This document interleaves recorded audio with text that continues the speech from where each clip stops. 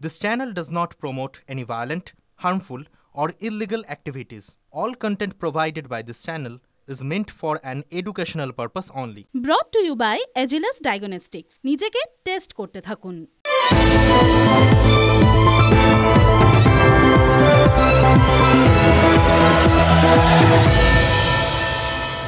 ধরুন আপনাদের যদি হঠাৎ করে প্রশ্ন করে বসি অম্বরী দাসকে চেনেন?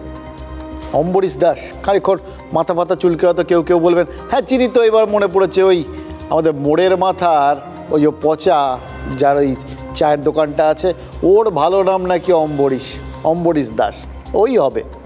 হ্যাঁ, এরকম কেউ না, এটা নিশ্চিত করে দিচ্ছি। ইনফ্যাক্ট চেনার কথাও নয়, চট করে চিনবে কী করে, কারণ ওরকম নাম থাকে বাংলা, অসম, উড়িষ্যা, বহু মানুষেরই হয়তো থাকে, কিন্তু যে অম্বরীশ দাসের কথা আমি বলছি সেই অম্বরীশ দাসকে কি আপনারা চিনবেন দুম করে? এই অম্বরীশ দাসের মানে যার কথা আমি বলছি তার আসল নামটা কি জানেন? মানে দীক্ষা নেওয়ার আগের নামটা যদি বলি অম্বরীশ দাসের নাম ছিল আলফ্রেড ব্রাসফোর্ড। ফোর্ড কোম্পানির প্রতিষ্ঠাতা হেনরি ফোর্ডের প্রপৌত্র। চমকালেন তো? আলফ্রেডের মায়ের ঠাকুরদা হচ্ছেন হেনরি ফোর্ড। আলফ্রেড ওই ফোর্ড কোম্পানির তাই বলে উত্তরাধিকার নন, ওটা তার মামাতো ভাই। কিন্তু আলফ্রেডও কম যান না, তার ডিজিটাল মার্কেটিংয়ের একটা ব্যবসা রয়েছে এবং সঙ্গে ফোর্ড কোম্পানির যোগাযোগটা তো আছেই। সব মিলিয়ে বেশ বড়সড় ব্যাপার। ওর ভাবছেন হঠাৎ করে ফোর্ড নিয়ে পড়লাম কেন, গাড়ি ছাড়ি নিয়ে কিছু বলবো নাকি?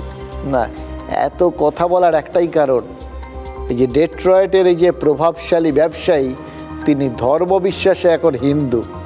1975 সালে ইসকনের প্রতিষ্ঠাতা স্বামী প্রভুপাদের কাছে তিনি দীক্ষা নিয়েছেন এবং বর্তমানে ফোর্ড কোম্পানি ইসকনের এক বড় পৃষ্ঠপোষক। আমেরিকায় ইসকনের 10 লক্ষ ভক্ত রয়েছে, বিরাট বড় ভক্ত সমাজ আর কি, এবং তাদের অধিকাংশই মিলিয়নিয়ার, কোটিপতি। এবার এটার থেকে যদি আপনাদের প্রশ্ন করি যে কতজন বাংলাদেশি ফোর্ডের গাড়ি চড়েন, তার কোনো পরিসংখ্যান দিতে পারবো না। তবে এটা জানি, মার্কিন রাজনীতিতে ফোর্ডের প্রচুর জ্বালানি রয়েছে, আর ফোর্ডের ইঞ্জিনের পিস্টনে হরে কৃষ্ণ হরে রাম লেখা রয়েছে। এই ইসকনের প্রভাব এমনই না যে, জানেন তো, ওই মার্কিন ভোট প্রচারেও ইস্যু হয়ে উঠেছিল এই হিন্দু নিপীড়ন। ডোনাল্ড ট্রাম্প এই নিয়ে সরব হয়েছিলেন। সেই ডোনাল্ড ট্রাম্প, একে হারাতে আবার মোটা টাকা চাঁদা দিয়ে বসেছিলেন ওই মোহাম্মদ ইউনুস।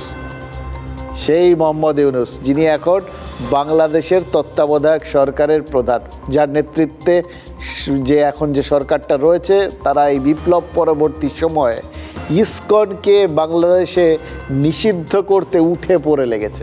অ্যাটর্নি জেনারেল আছেন, উনি কিছু স্টেটমেন্ট দিয়েছেন কি ইসকন একটা মৌলবাদী সংস্থা ঘোষিত করা হোক। একজন এইজি এরকম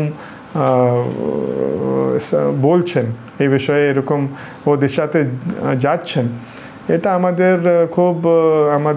আমরা খুব কনসার্ন, খুব চিন্তিত কি হচ্ছে। বক্তব্যটা শুনলেন রাধারমণ দাস, ইসকনের মুখপাত্র। কলকাতায় ইসকনের যে শাখাটা রয়েছে তার ভাইস প্রেসিডেন্ট তিনি, এবং তিনি যে আশঙ্কাটা প্রকাশ করছেন তার কিন্তু যথেষ্ট কারণ আছে। এমনি করছেন না, এই কথাগুলো যে বললেন তার ভেতরে অনেক সারবত্তা আছে। এই যে ইউনুসের সরকার, মানে ইউনুসের তত্ত্বাবধানে যে সরকার, তত্ত্বাবধায়ক সরকার যারা এখন বাংলাদেশে চালাচ্ছে আর কি, তো বাংলাদেশে তারা ক্ষমতায় এসেই কুখ্যাত আল কায়েদা জঙ্গি জসিমউদ্দিন রহমানিকে মুক্তি দিয়ে দিয়েছে। এবার এটা ইসকনকে যদি একবার কোনো রকমভাবে নিষিদ্ধ করা যায়, তাহলে তাদের উদ্দেশ্য বিধেয় সব মিলেমিশে একাকার, বৃত্তটা সম্পূর্ণ। এই লক্ষ্যেই তারা ঢাকা হাইকোর্টে ইসকনকে নিষিদ্ধ করতে চেয়ে মামলা করেছিল।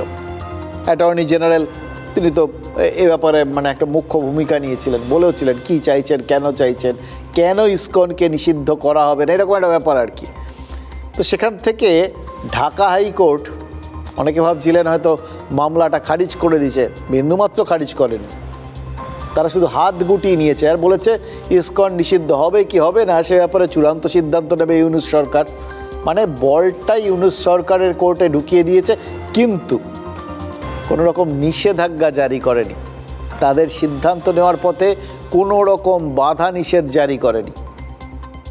এবার তার মানে ইউনূস সরকার যা খুশি তাই করতে পারে। কি করবে তারা? দেখুন, যে সরকার বাংলাদেশের 1,31,00,000 হিন্দুকে নিরাপত্তা দিতে পারছে না, তারা ইসকনের প্রতি কি মনোভাব দেখাবে সেটা তো আর আলাদা করে বুঝিয়ে বলার খুব একটা দরকার নেই। আর যেটুকুনি যা অস্পষ্টতা থাকতে পারে লোকজনের, যেটুকুনি যা ভরসা ঠরসা থাকতে পারে, সেটা তো স্পষ্ট করে দিয়েছেন ওই বাংলাদেশের অ্যাটর্নি জেনারেল, ওই যার কথা বলছিলাম। বলেছেন ইসকনকে মৌলবাদী সংগঠন হিসেবে ঘোষণা করার যাবতীয় অপশান তারা খতিয়ে দেখছেন। মানে যত রকমভাবে ইসকনকে কালো তালিকায় ফেলা যায় আর কি, সব সমস্ত ব্যবস্থাটা তারা দেখছেন যে কোন রাস্তাতে গেলে তাড়াতাড়ি এটাকে কালো তালিকাভুক্ত করা যায়। অর্থাৎ ইসকনকে কালো তালিকাভুক্ত করার জন্য বাংলাদেশের এই তত্ত্বাবধায়ক সরকার, মোহাম্মদ ইউনূসের ওই নেতৃত্বাধীন সরকার, তারা একটা পা মোটামুটি বাড়িয়েই ফেলেছে, এটা বোঝা যাচ্ছে। এবার এই পরিস্থিতিতে সবথেকে বেশি ফাঁপড়ে পড়েছেন কারা? এটা নিয়ে তো প্রাথমিক যারা, তাদের নিয়ে তো কোনো রকম দ্বিমত থাকার জায়গা নেই, উত্তর দিতেও 2 মিনিটও লাগবে না। বাংলাদেশের হিন্দুরা তো বটেই। চিন্ময় কৃষ্ণের পর স্বরূপ দাস নামে আরও এক সন্ন্যাসীকে গ্রেপ্তার করা হয়েছে। ময়মনসিংহ সহ বেশ কিছু জায়গায় হিন্দুদের দোকানে ঢুকে হামলা করা হয়েছে। তাদের অনেকে তো প্রাণ ভয়ে ভিটে মাটি ছেড়ে পালাতে শুরু করেছেন। আমরা ছোটোবেলায় যে গল্পগুলো শুনেছিলাম না, মনে হচ্ছে সেই গল্পগুলো ওই বলি ইতিহাসের একটা অদ্ভুত স্পাইরাল গতি আছে, ঘুরতে ঘুরতে সেই পুরনো জিনিসগুলো আবার সামনে আসে। মনে হচ্ছে যেগুলো ছোটোবেলায় শুনেছিলাম সেগুলো এবার বাস্তবে প্রত্যক্ষ করব। কিন্তু এদের বাইরেও ইউনূসের জন্য ফাঁপড়ে পড়েছেন কারা? সবথেকে বড় ফাঁপড়ে যারা পড়েছেন তারা না ওই বাংলাদেশে থাকেন, না ওই বাংলাদেশকে কেন্দ্র করে উত্তাল হওয়া আমাদের এই বাংলায় থাকেন বা ভারতে থাকেন। তারা ওই নরওয়ের নোবেল কমিটি, যারা 2006 সালে শান্তির জন্য নোবেল দিয়ে বসে আছে এই মোহাম্মদ ইউনূসকে। শান্তির জন্য নোবেল প্রাপক দেশ চালাচ্ছেন, আর শান্তির খোঁজে বাংলাদেশ থেকে হিন্দুরা কোথায় পালাবেন তার তলকুল খুঁজে পাচ্ছেন না। ভাবুন তো একবার, কি মহান নোবেল প্রাপক, তাও আবার শান্তি পুরস্কার পেয়েছেন, অসাধারণ।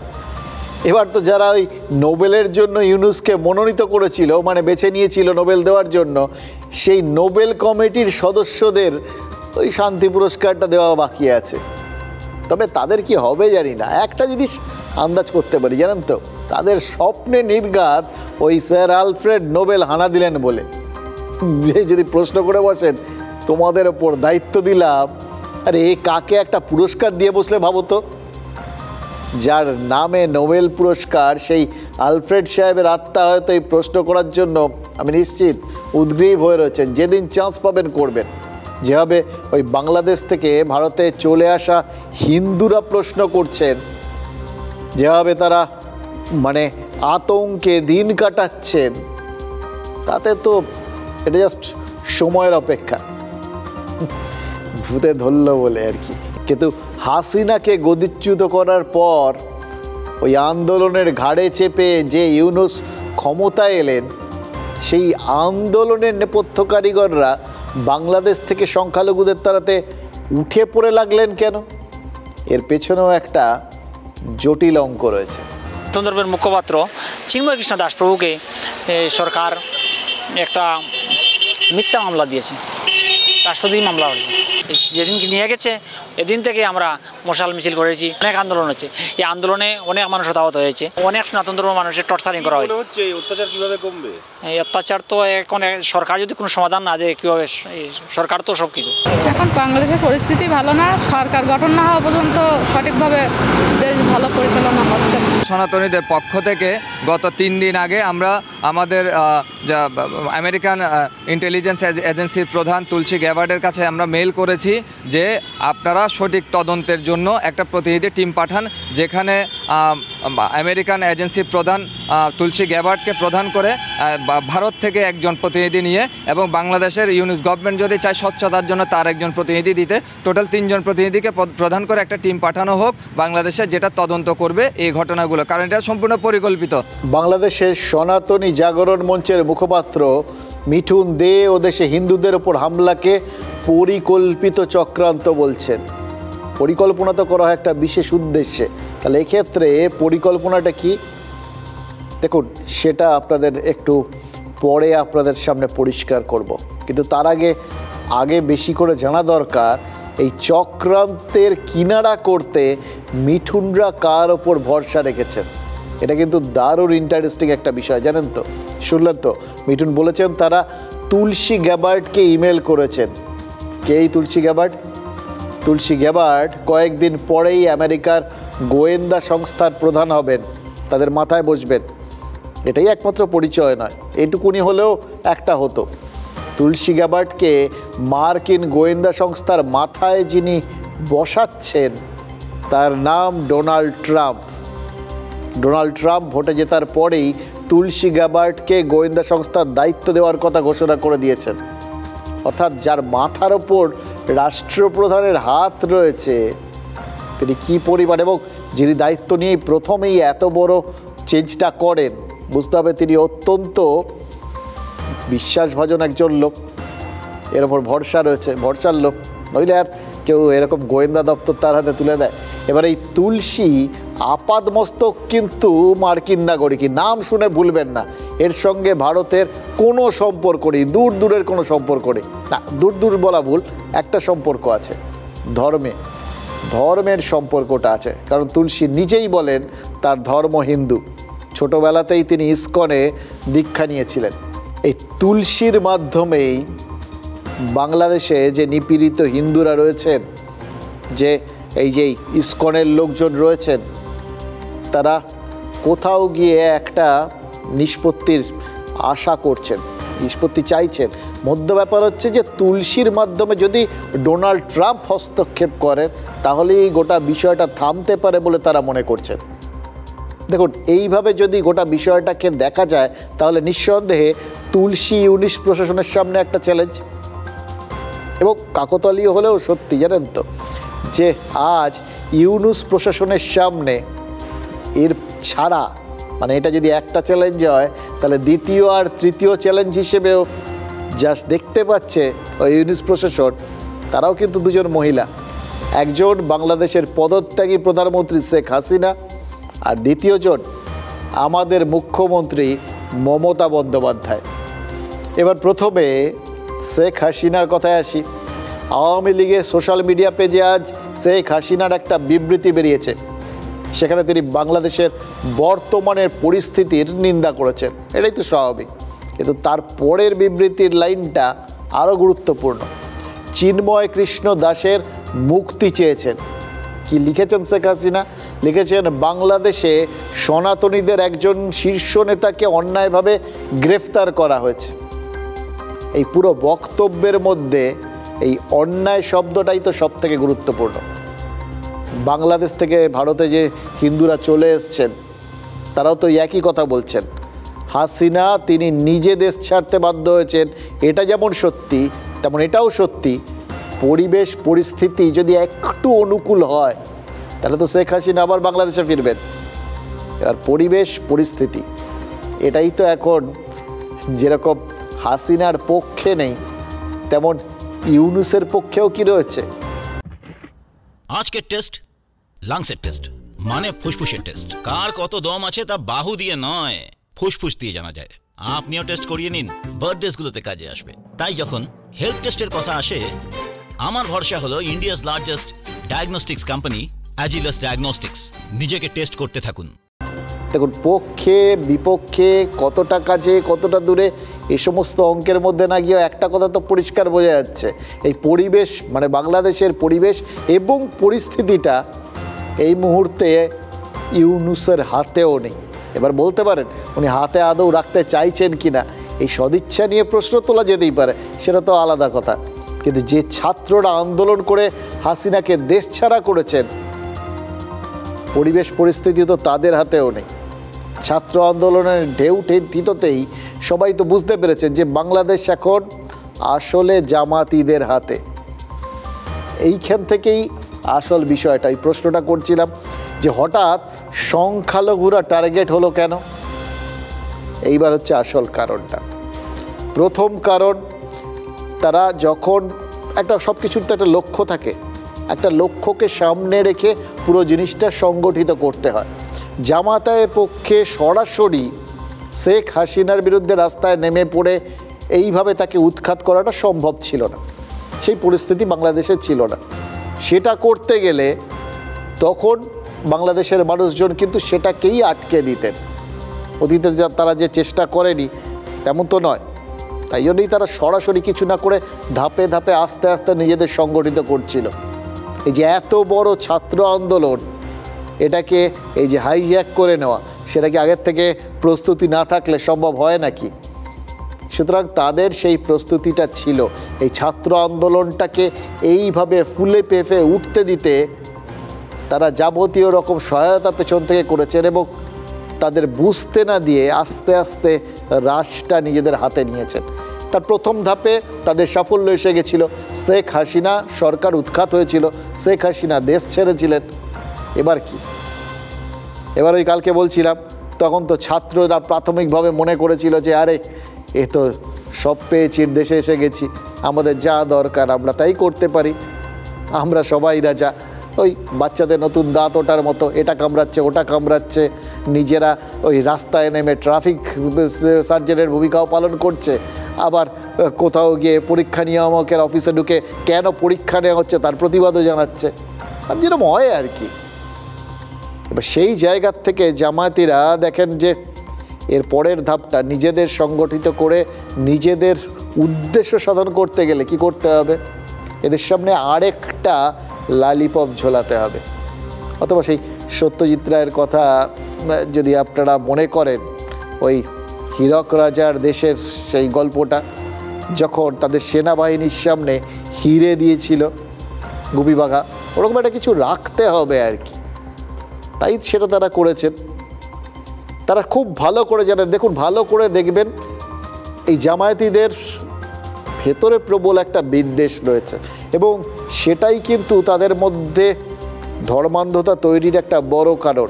এবং সব থেকে বড় কথা, তারা জানেন যে কোনো জায়গায় যে কোনো মৌলবাদের মূল কথা হচ্ছে বিদ্বেষ। এবার কার বিরুদ্ধে বিদ্বেষ? সেটাই তারা করেছেন। সবার মধ্যে তীব্র ভারত বিদ্বেষ তৈরি করে দিয়েছেন, অনেক দিন ধরেই করছিলেন তলায় তলায়। বিভিন্ন কারণে যেভাবে পেরেছেন তারা ভারত বিদ্বেষটাকে উস্কে দিয়েছেন ওই দেশে অনেক দিন ধরে, সেটা তিস্তা জলচুক্তিই হোক বা অন্য যে কোনো বিষয়। অথচ দেশটাকে বিপদে কিন্তু যখন ফেলার, সেটা কখনো চীন ফেলেছে, কখনো আমেরিকা ফেলেছে, সেটা ভাবেননি। ভারত বিদ্বেষ, প্রতিবেশী রাষ্ট্র, তাদের বিরুদ্ধে বিদ্বেষ তৈরি করে দিলে কি সুবিধে? দুটো, এক হাতের গোড়ায় মোটামুটি রয়েছে, আর ওই কোথাও গিয়ে ওই চিরকাল শুনে আসতে হয়েছে যে ভারত ছিল বলে স্বাধীনতাটা পেয়েছিল পাকিস্তানের হাত থেকে, এই তকমাটা খসিয়ে দেওয়া যাবে।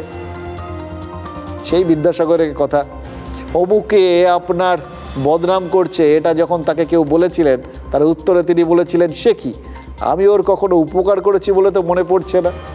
এই সেই ব্যাপার আর কি, উপকার করলে অপকার তো করতেই হবে। সেই জন্য ভারত বিদ্বেষ।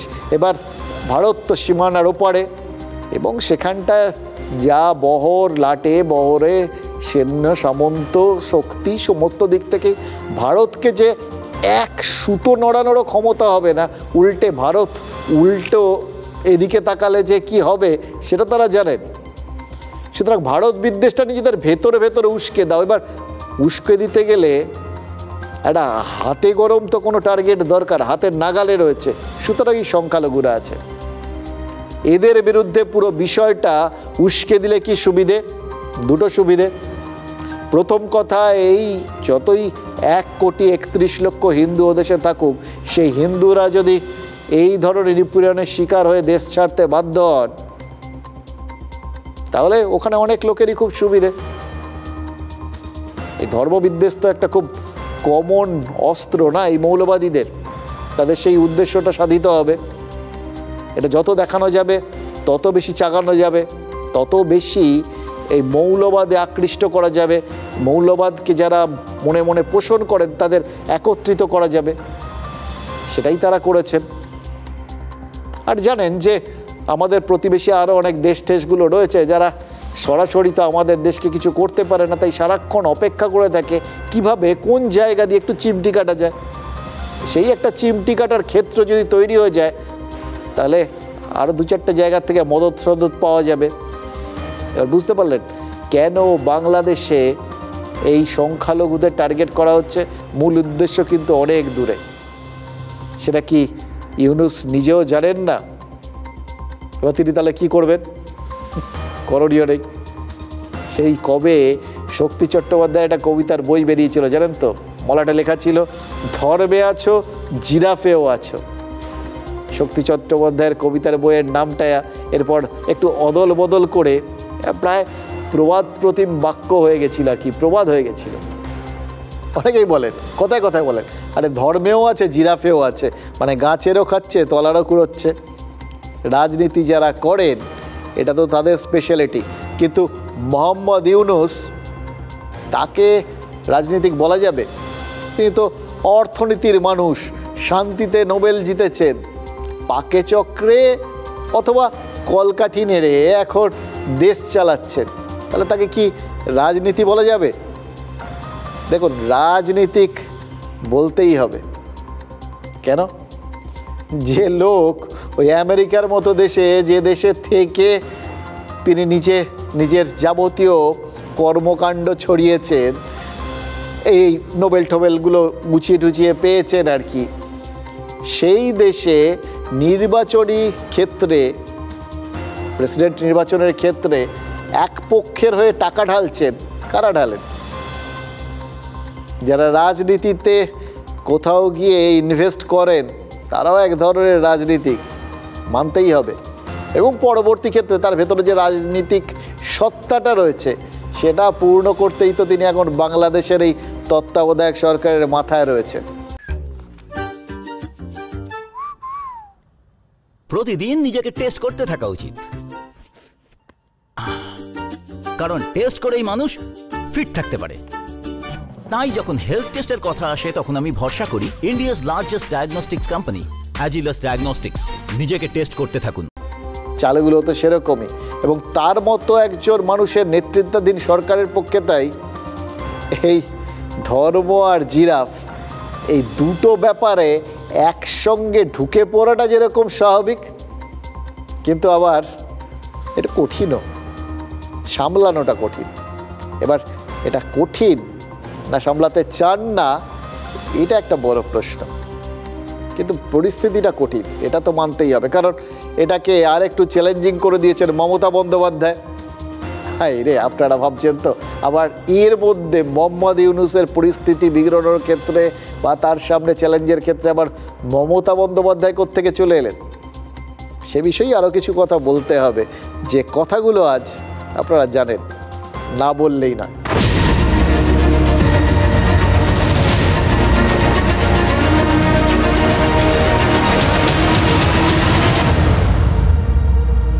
দেখুন, ওই বললাম ধর্মেও থাকা আর জিরাফেও থাকা, এইটা একটা কমন ট্রেন্ড।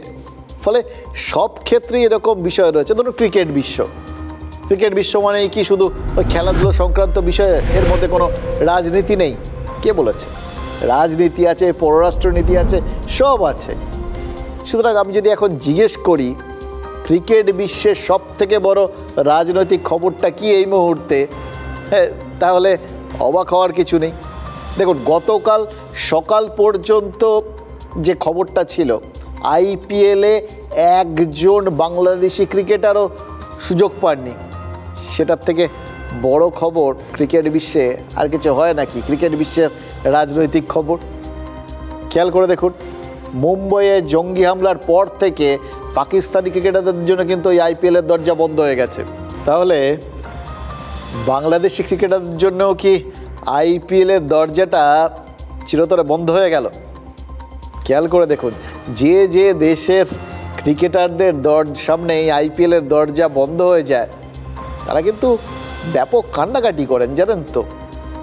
অতীতেও দেখবেন বিশেষ করে বাংলাদেশি ক্রিকেটাররা যদি আইপিএলে কোনো দলে সুযোগ না পান, তখন ওখানকার ক্রিকেট লিখিয়েরা মানুষজন এমন কান্নাকাটি করেন, পাকিস্তানেও হয়, যে সব গেল আর কি, খুব অন্যায় করেছে না নিয়ে। আসলে এরকম একটা গ্ল্যামারাস জায়গায় নিজেদের যে কোনো রকম উপস্থিতি নেই, ব্রাত্য, এটা ওই নিমন্ত্রণ বাড়ির বাইরে দাঁড়িয়ে থাকার মতো অবস্থা আর কি। গায়ে লাগে, সহ্য করতে পারে না জ্বালা, তো সেই জন্যই তারা এই বিষয়গুলোকে এইভাবে দেখে। আজকের আবার খবর, ক্রিকেটে পাকিস্তানের তো একদম একঘরে হয়ে যাওয়ার মতো পরিস্থিতি তৈরি হচ্ছে, কারণ ইমরান খানের মুক্তির দাবিতে পাকিস্তানে এমন বিক্ষোভ হয়েছে, শ্রীলঙ্কা টিম ওখানে খেলতে গেছিল, তারা ক্রিকেটারদের ভয়ের চোটে ফিরিয়ে নিয়েছে। 2009 সালে এই শ্রীলঙ্কার ক্রিকেট টিমের ওপরেই তো জঙ্গি হানা হয়েছিল ওই পাকিস্তানে। তারপরে তো পাকিস্তানে বেশিরভাগ দেশি যাওয়া বন্ধ করে দিয়েছিল। কে রিস্ক নেবেন ক্রিকেটারদের নিয়ে বলুন তো? এতদিন পরে একটা মনে হয়েছিল পরিস্থিতি একটু হয়তো স্বাভাবিক হবে, চ্যাম্পিয়ন্স ট্রফির বরাত পেয়েছিল পাকিস্তান, যদিও ভারত আগেই জানিয়ে দিয়েছিল যে আমাদের টিম পাকিস্তানে যাবে না। এবার চ্যাম্পিয়ন্স ট্রফিটাই আদৌ পাকিস্তানে হবে কি না তা নিয়ে সংশয় তৈরি হয়ে গেল। বাংলাদেশেরও অবস্থা দেখুন, মানে কে যে কার রাস্তায় যাচ্ছে এই ছোট্ট ছোট্ট উদাহরণগুলো থেকে কিন্তু খুব পরিষ্কার। বাংলাদেশ থেকে ইতিমধ্যেই তো মহিলাদের T20 বিশ্বকাপটা সংযুক্ত আরব আমিরশাহিতে চলে গেছে।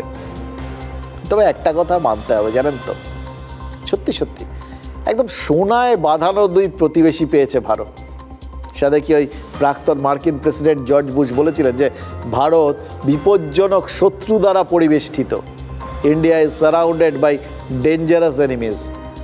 5ই আগস্টের পর সেই তালিকায় কি বাংলাদেশের নামটাও যুক্ত হলো?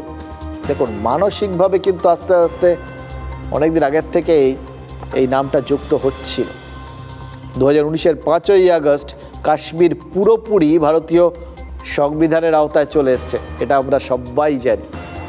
2024-এর 5ই আগস্ট ভারতের পূব দিকে আরেকটা পাকিস্তান তৈরি হওয়ার মতো পরিস্থিতি তৈরি হয়ে গেল কি? দেখুন, ভাবছেন হয়তো যে কাশ্মীরের সঙ্গে এক্ষুনি বাংলাদেশের তুলনা করাটা হয়তো বাড়াবাড়ি, কিন্তু সে দেশে হিন্দুদের ওপর যে নিপীড়ন চলছে, ওই 89-এ কাশ্মীরি পণ্ডিতদের ওপর যে নিপীড়ন হয়েছিল না, দুটোর মধ্যে অদ্ভুত সাদৃশ্য। বাংলাদেশে 1,30,31 লক্ষ এরকম সংখ্যক হিন্দু রয়েছে, সংখ্যাটা কিন্তু হয়তো ওদের ওখানে 7%, সেটা ভোটারের হিসেবে, কিন্তু আসলে তো সংখ্যাটা খুব কম নয়। এতগুলো মানুষ এইভাবে দেখলে, এদের যেভাবে টার্গেট করা হচ্ছে, তাতে তো ভারতকে প্রায় 1 কোটি শরণার্থীর চাপ আবার সামলাতে হতে পারে বলে মনে করা হচ্ছে। আবার বললাম তার কারণ 1971 সালে ঠিক এরকম সংখ্যক হিন্দুই তো ভারতের শরণার্থী হিসেবে চলে এসেছিল। আর এই শরণার্থী সমস্যাকে কারণ হিসেবে দেখিয়েই বাংলাদেশ আক্রমণ করেন ইন্দিরা গান্ধী। মানে ওখানে তখন পাকিস্তানি রাজ চলছে, পূর্ব পাকিস্তানকে ওখান থেকে সরিয়ে দেন, বাংলাদেশকে স্বাধীন করে ভারত।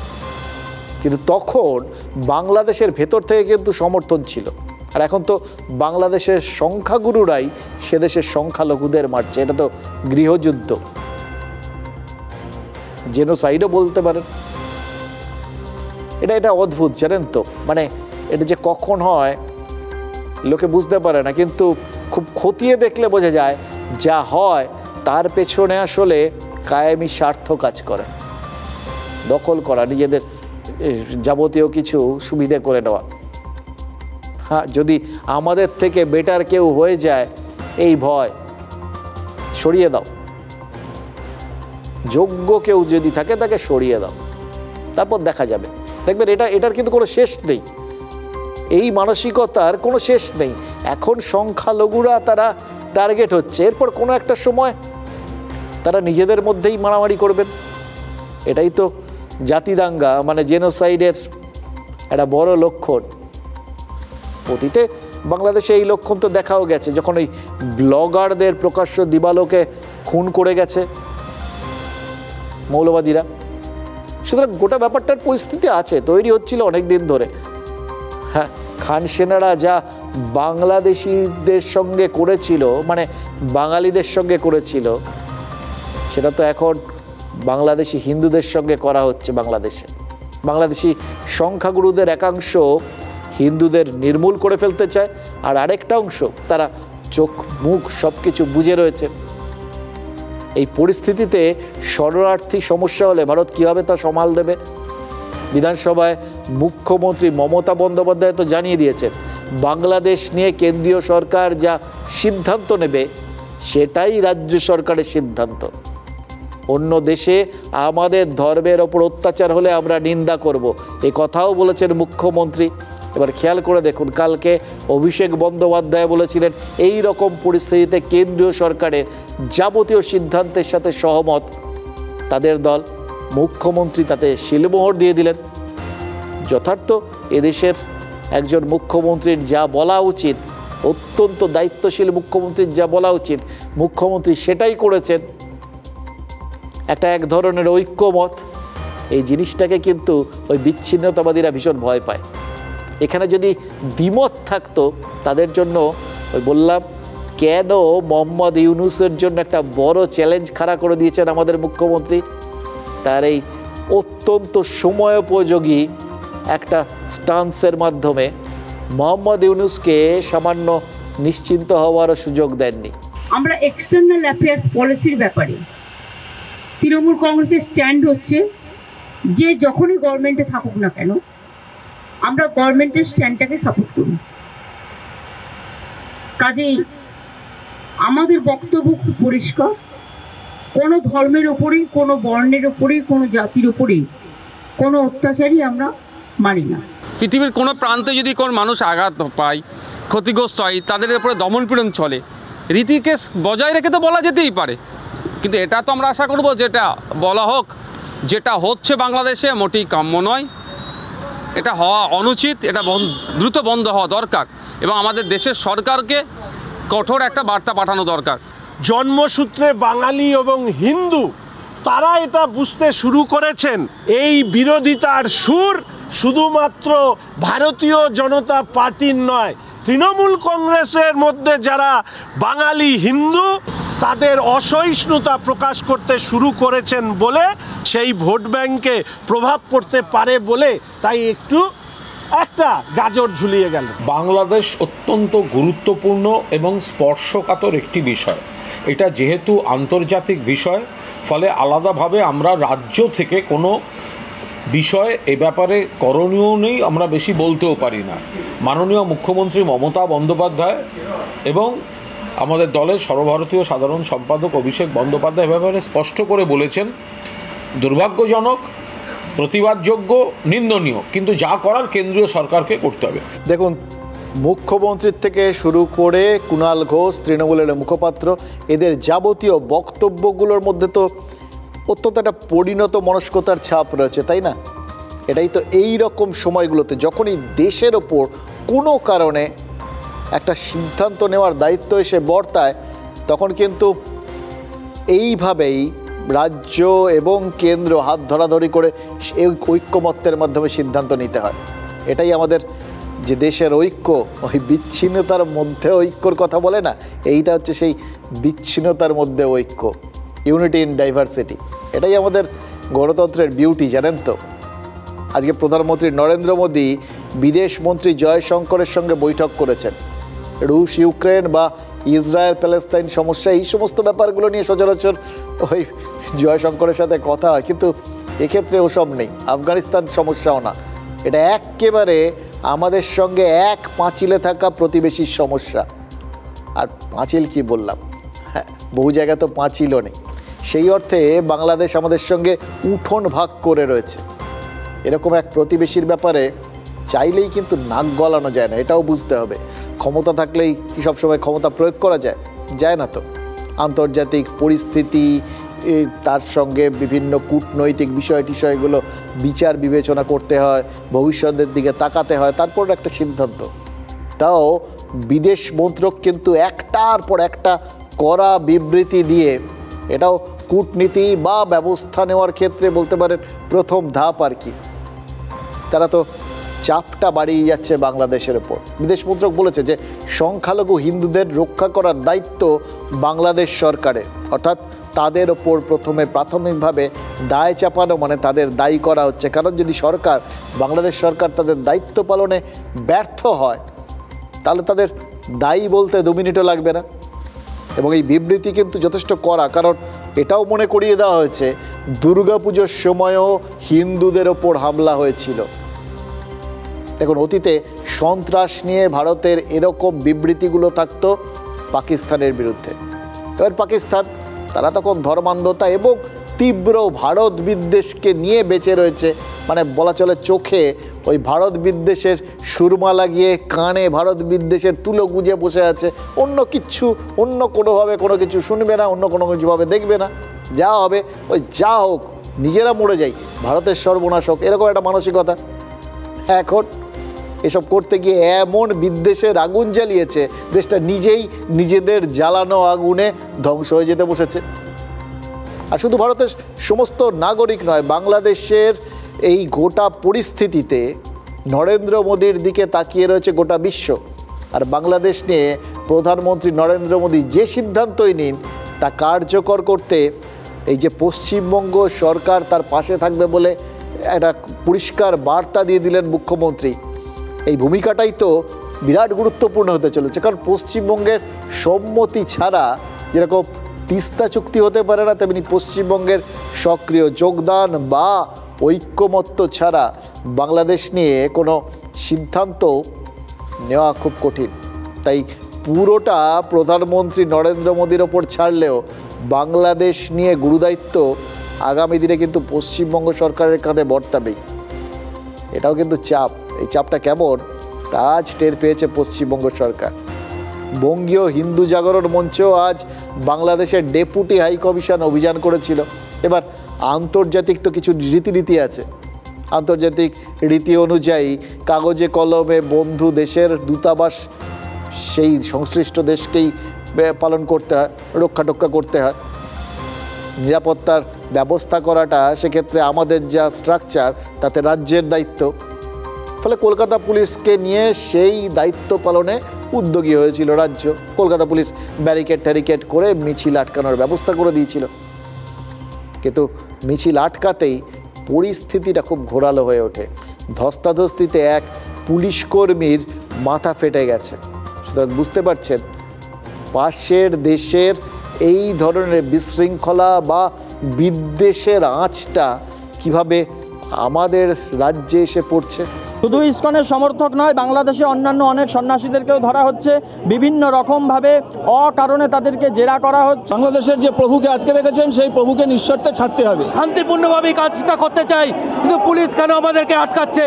কাদেরকে সন্তুষ্ট করতে পুলিশ আজকে আমাদেরকে আটকাচ্ছে? তার জবাব প্রশাসনকে দিতে হবে।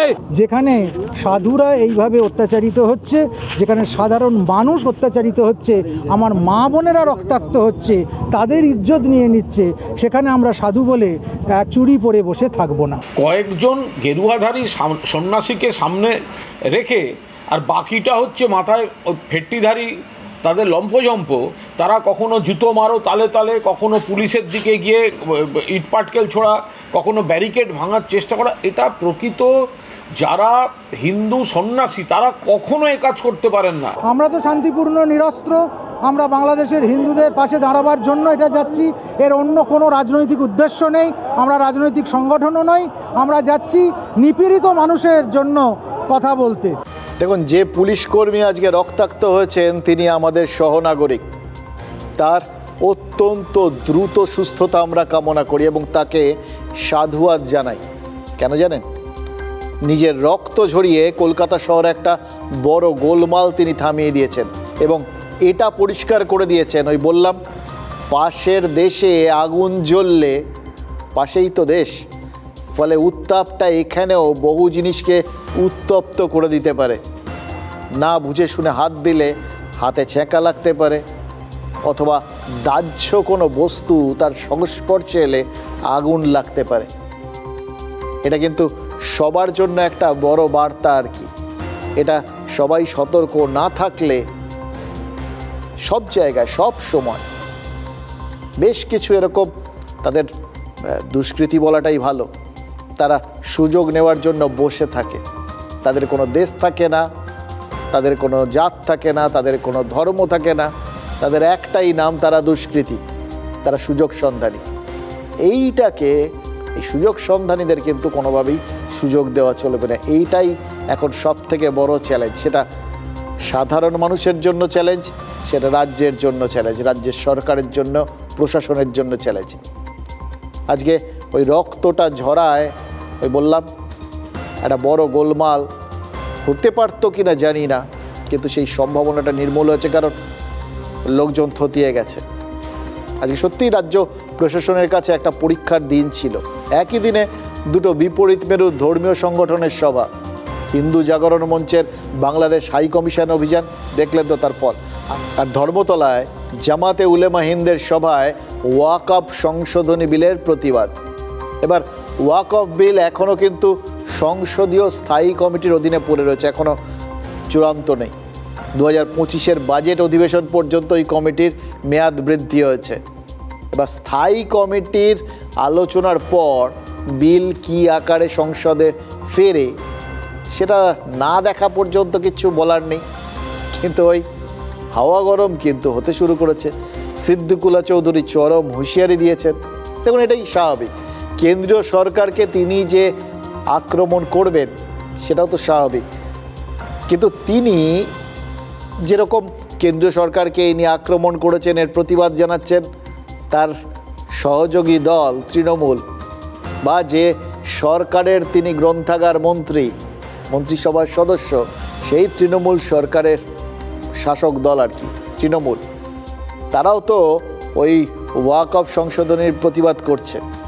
তার জন্য তো তারাও আলাদা আলাদা করে কর্মসূচি নিয়েছে। তাহলে তিনি সেখান থেকে আলাদা হয়ে, মানে নিজের সঙ্গী দল থেকে আলাদা হয়ে একই লক্ষ্যে এরকম পৃথক রাস্তায় হাঁটবেন কেন? সোমবারই তৃণমূলের জাতীয় কর্মসমিতির বৈঠকে মমতা বন্দ্যোপাধ্যায় তো বলে দিয়েছেন যে আলাদা আলাদাভাবে কোনো কর্মসূচি রাখা যাবে না। এটা অবশ্য নিজের দলের জন্য বক্তব্য, নিজের দলের সবাই যাতে একসঙ্গে এক কর্মসূচি করে সেই বার্তাটা তিনি দিতে চেয়েছিলেন। কারণ ঘটনাচক্রে কিছু কিছু ক্ষেত্রে ধরুন অভিষেক বন্দ্যোপাধ্যায় তিনি আলাদা করে ডাক্তারদের নিয়ে কিছু কর্মসূচি নিচ্ছিলেন, এরকম ব্যাপার ছিল আর কি। হয়তো সেসব মাথায় রেখেই তিনি বলেছেন। কিন্তু শাসক দল তিনি একই সঙ্গে শাসক দলনেত্রী এবং একই সঙ্গে মুখ্যমন্ত্রী, অর্থাৎ তিনি যেরকম দলের প্রধান তেমনি সরকারের প্রধান হিসেবে সিদ্দিকুল্লাহ চৌধুরীকে বার্তা তো তিনি দিতেই পারেন। তার কোনো বার্তা সিদ্দিকুল্লাহ চৌধুরীর জন্য হতেই পারে। এবার সেইখানে সেটাকে সম্পূর্ণ অগ্রাহ্য করে সিদ্দিকুল্লাহ চৌধুরী দল থেকে আলাদা হয়ে একটা কর্মসূচি নিয়ে ফেললেন। দুদিন পরেই রানী রাসমণি রোডে ওয়াকফ সংশোধনী বিলের প্রতিবাদে তৃণমূলও সভা করবে। সেখানে কল্যাণ বন্দ্যোপাধ্যায় বক্তব্য রাখবেন, ফিরহাদ হাকিম বক্তব্য রাখবেন। কল্যাণ বন্দ্যোপাধ্যায়ের নামটা এক্ষেত্রে এমনভাবে ভাসিয়ে দেওয়া হচ্ছে না যাতে লোকে মোটামুটি বিশ্বাস করতে পারে, যে বিশ্বাস করে ফেলে আর কি, যে কল্যাণ বন্দ্যোপাধ্যায় আসলে দ্য গ্রেট ওয়াকফ ক্রুসেডার। এভাবেই তুলে ধরছে তৃণমূল। স্থায়ী কমিটির মিটিংয়ে রক্তাক্ত প্রতিবাদ করেছেন, মানে প্রতিবাদ জানাতে গিয়ে রক্তাক্ত হয়েছেন। যদিও তাই নিয়ে বিজেপির বিভিন্ন ধরনের অভিযোগ ছিল, কি করে তার হাত কাটলো, এমনকি ওই কমিটির প্রধানকে তিনি আক্রমণ করতে গেছিলেন এরকম অভিযোগও তোলা হয়েছিল। সে যাগ্যে রক্তাক্ত হয়েছিলেন, এটা তো ঘটনা, এবং ওখানে তিনি প্রতিবাদ জানিয়েছিলেন, সেটাও ঘটনা। সুতরাং দুটোকে জুড়ে দিতে অসুবিধে কি?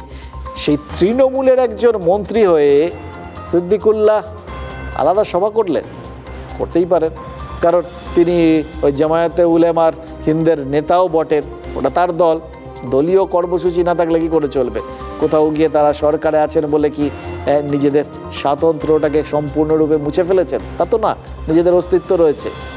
অস্তিত্ব যে রয়েছে এটা কখন লোকে বোঝায়?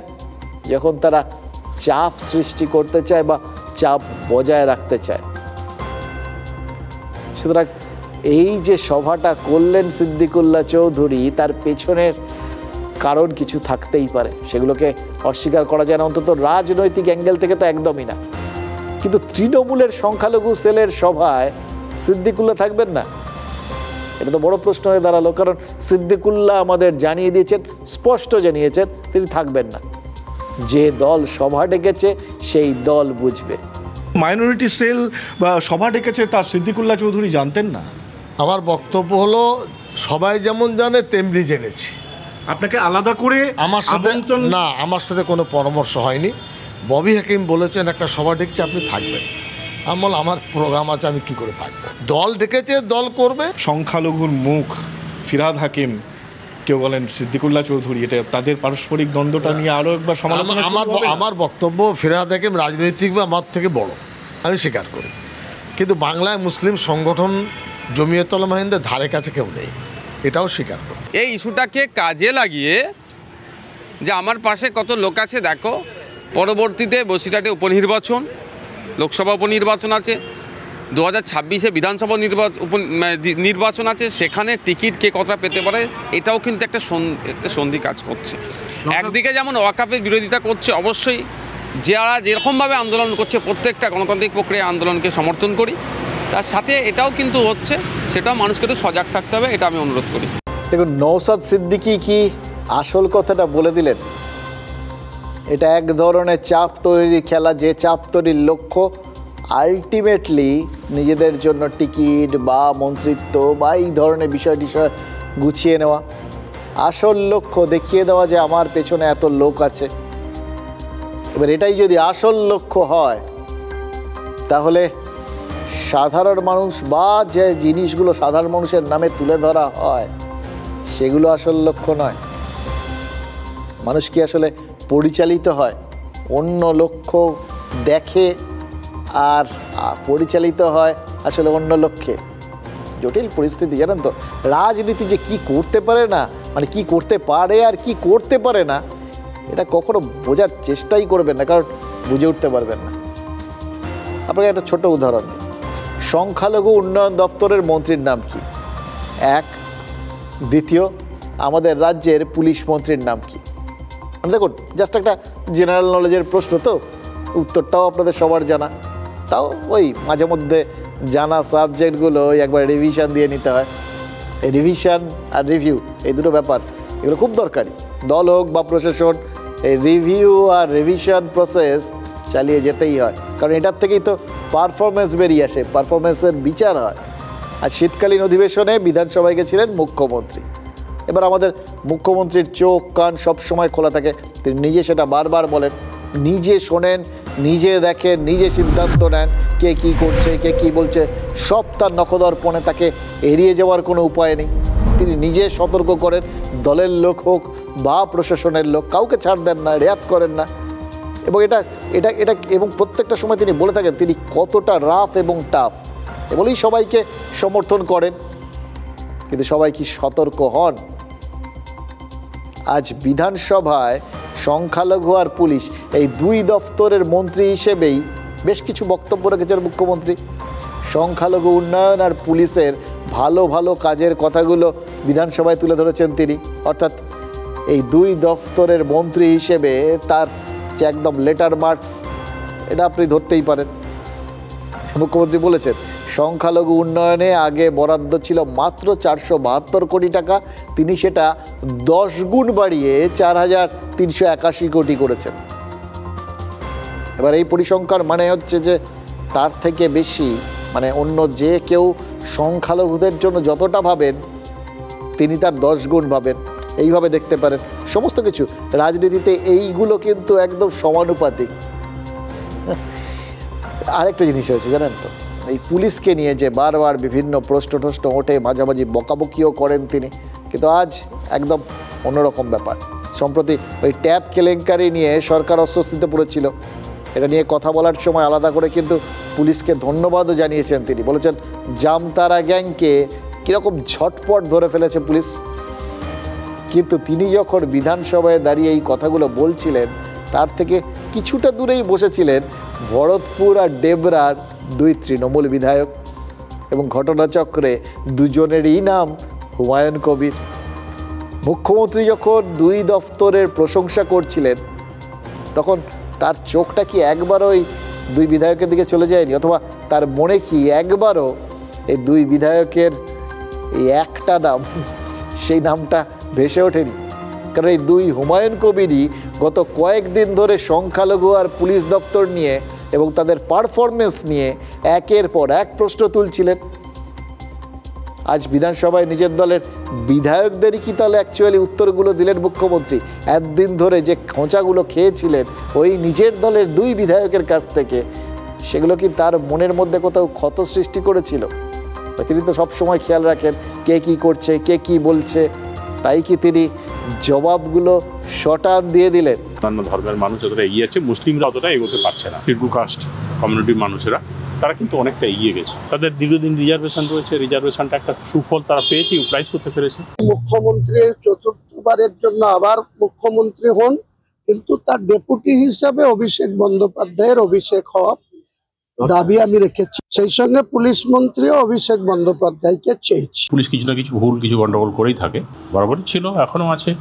হয়তো একটু বেশি দেখেছেন, উনি বিরক্ত হয়েছেন, সেজন্যই বলেছেন। Mamata Banerjee is capable of doing everything. যারা বড় বড় কথা বলে না, তাদের বলবো যে মমতা ব্যানার্জি ছবিটা সরিয়ে দিয়ে একটা ইলেকশন জিতে দেখ হোক না। আমরা দলের তো আমাদের কোনো গুরুত্ব নাই, ববে হাকিমরাই তো বলছে হুমায়ুন কবিরের কোন কে যে কথা বলার। অভিষেক বন্দ্যোপাধ্যায়ের বা কেন সেখানে যোগ্যতা কোথায় নেই যে অভিষেক বন্দ্যোপাধ্যায়কে কেউ কোণঠাসা করবে? হুমায়ুন শব্দের মানে নাকি সৌভাগ্যবান।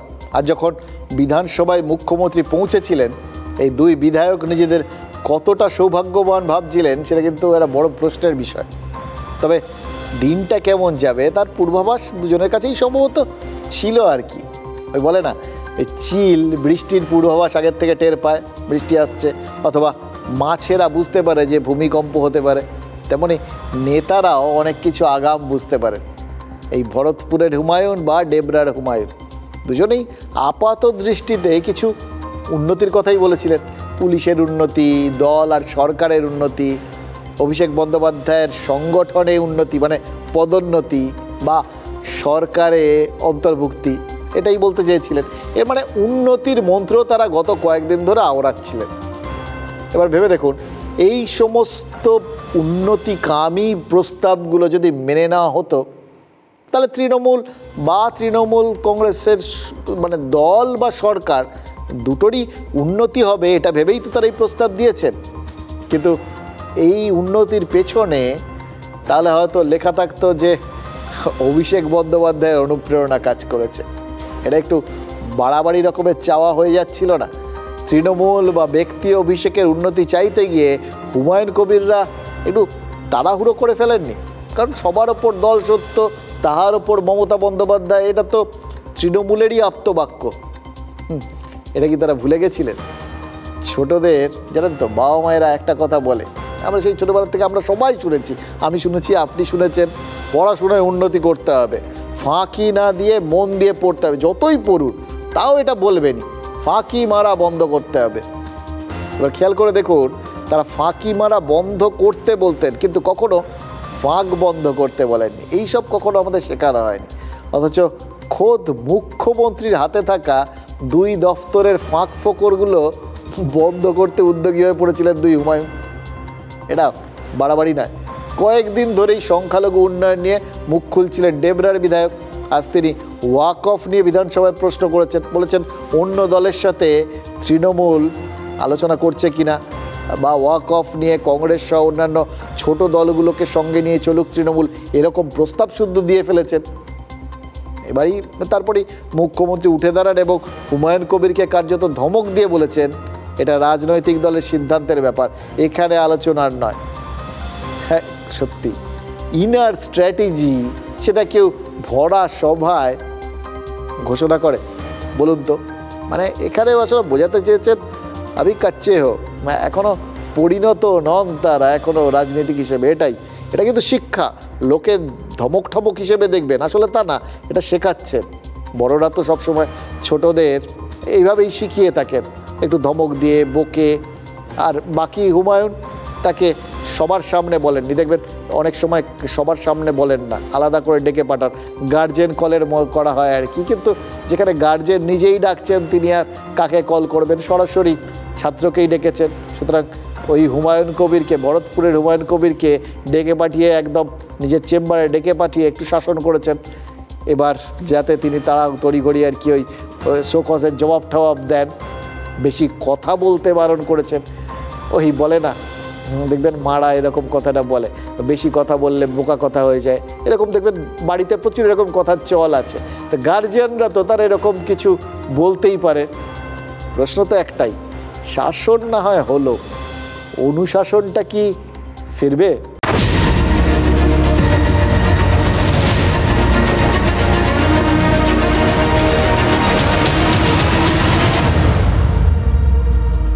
ব্রট to you by Agilus diagnostics. নিজেকে টেস্ট করতে থাকুন।